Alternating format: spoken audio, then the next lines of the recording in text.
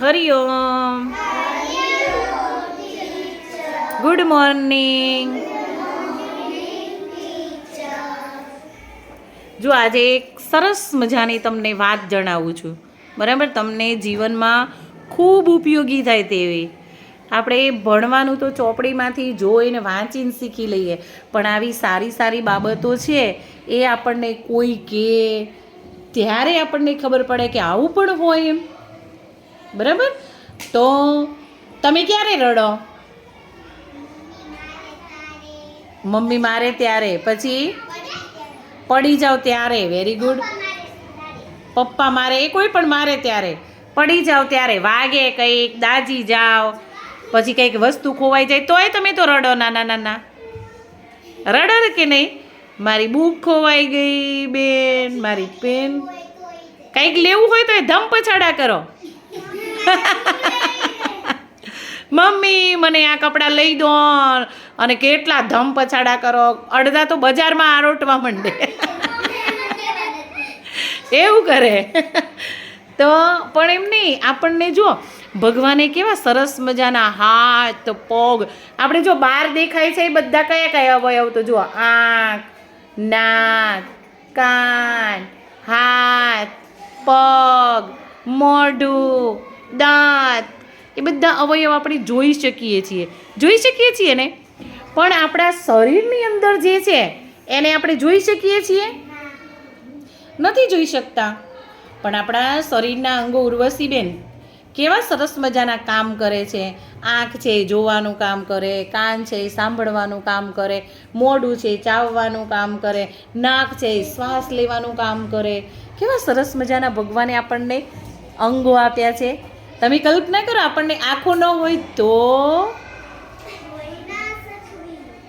કોઈ વસ્તુમાં આપણે કામ, પ્રવૃત્તિમાં ભાગ જ ન લઈ શકીએ. દુનિયા કેવી છે આપણને ખબર જ ન પડે. એટલે આપણા શરીરના એક એક અંગ ખૂબ જ કિંમતી છે, બરાબર? એને પૈસા ઘણા બધા આપતા એવા અંગો આપણને મળે નહીં. તો એની આપણે શું કરવું પડે?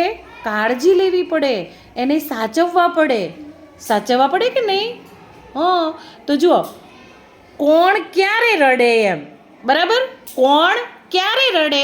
આપણે રડીએ એ તો બધાને ખબર પડે. ચીસો પાડીને રડો ને તો બાજુમાં પાડોશી હોય એને ખબર પડે કે આજે તમારા દીકરી કેમ રડતા હતા. પૂછે કે નહીં?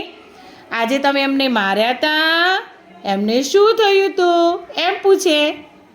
પણ જો તમે સવારમાં નાસ્તો ન કરો, સાંભળજો હો, તમે સવારમાં નાસ્તો ન કરો તો તમારું પેટ રડે. કોણ રડે? પેટ રડે. ઘણા નથી કહેતા પેટમાં બિલાડા બોલે છે. તમે નાસ્તો ન કરો તો કોણ રડે? પેટ રડે. પછી તમે આખા દિવસમાં 10 ગ્લાસ પાણી ન પીવો. કેટલા ગ્લાસ? 10 ગ્લાસ.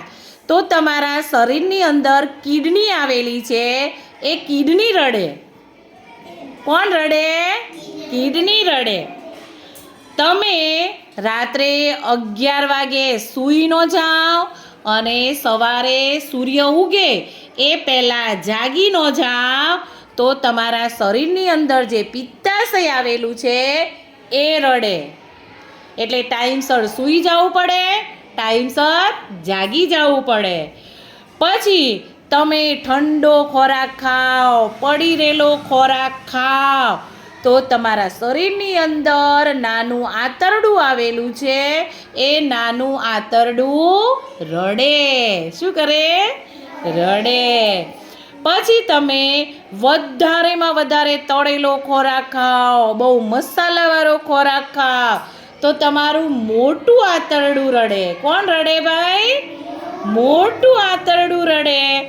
પછી જ્યારે તમે બહુ ગંદકીવાળી જગ્યા હોય, જ્યાં ધૂમ્રપાન એટલે કે બીડી પીતા હોય, સિગારેટ પીતા હોય અને દૂષિત વાતાવરણ, બધી ગંદકીવાળું વાતાવરણ હોય, ત્યાં તમે જાઓ અને એવો શ્વાસ તમારા શરીરની અંદર જાય તો તમારા ફેફસા રડે. કોણ રડે? ફેફસા. આપણને શ્વાસ લેવામાં તકલીફ પડે, ફેફસા રડે.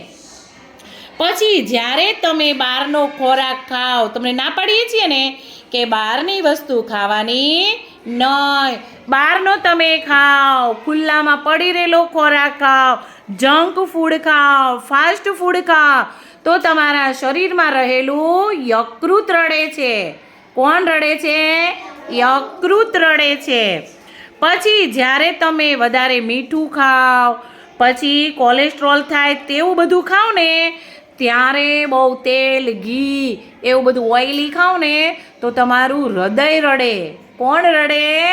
હૃદય રડે તમારું. પછી બહુ વધુ પડતી મીઠાઈ ખાઓ, ગોળ્યું બહુ ખાઓ ને, તો તમારું સ્વાદુપીંડ રડે. કોણ રડે? સ્વાદુપીંડ રડે. પછી તમે અંધારામાં મોબાઈલ જુઓ, તમારા મમ્મી પપ્પા ના પાડે તો એ લાઇટ બંધ હોય ને તમે મોબાઈલ જુઓ, કોમ્પ્યુટરની કે ટીવીની સ્ક્રીન સામે અંધારામાં ટીવી જુઓ, તો કોણ રડે? કોણ રડે? આંખો રડે તમારી. એટલે બહુ મોબાઈલનો ઉપયોગ કરવાનો નહીં.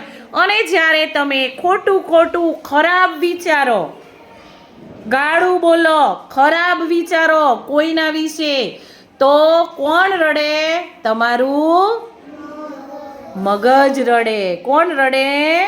મગજ રડે. તો આ બધા અવયવોને સાચવવા માટે, અને આ બધું જો બધા અવયવોને સાચવવા માટે આપણે શું કરવાનું? તો કસરત, યોગ, વ્યાયામ, સારા સારા વિચાર કરવાના. સ્કૂલમાં આવીએ ત્યારે સારું વિચારવાનું, સારી ટેવ પાડવાની, વાંચનની ટેવ પાડવાની, તો આપણું જીવન મહાન બને. કેવું બને ભાઈ? મહાન બને. અને આપણા શરીરના બધા અવયવોએ પણ હસે. શું કરે? હસે. આપણે હસીએ, આપણા શરીરના અવયવો પણ હસે. આપણું શરીર તંદુરસ્ત એટલે આપણું જીવન ખુશખુશાલ. ક્લેપ.